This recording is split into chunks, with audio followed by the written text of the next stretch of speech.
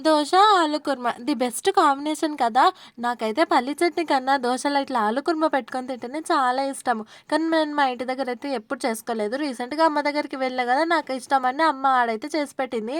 మా ఇంటి దగ్గర నేను చేసుకోవడం మాత్రం ఇదే మొదటిసారి. ఫస్ట్ అయితే ఆలుగడ్డలని మీడియం పీసెస్ లాగా కట్ చేసుకొని కుక్కర్‌లో అయితే పెట్టేసాను. అందులో లైట్‌గా ఉప్పు కూడా వేసాను ఫాస్ట్‌గా ఉడుకుతుంది కదా అని. ఆ తర్వాత వీటికి కావాల్సిన ఇంగ్రీడియెంట్స్ ఉల్లిగడ్డ, పచ్చిమిర్చి, టమాటా. ఆలు కుర్మలో కారం గానీ, మసాలా, అల్లం పేస్ట్ 3 అయితే అక్కర్లేదు.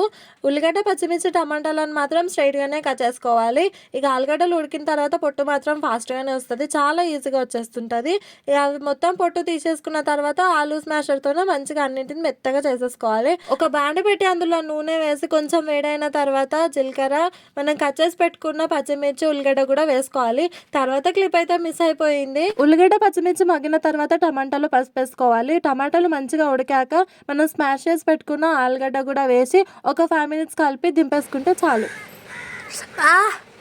బాగుందా? సూపరా?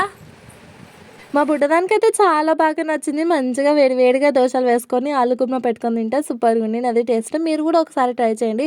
చాలా ఈజీ ప్రాసెస్ కదా! మేబీ నాకు తెలిసి అందరికి వచ్చే ఉండొచ్చును. కాకపోతే నేనే విధంగా చేశాను అన్నట్టుగా చూపించినాను. వీడియో నచ్చితే లైక్ చేయండి. సబ్స్క్రైబ్ మాత్రం మర్చిపోకండి. Bye bye.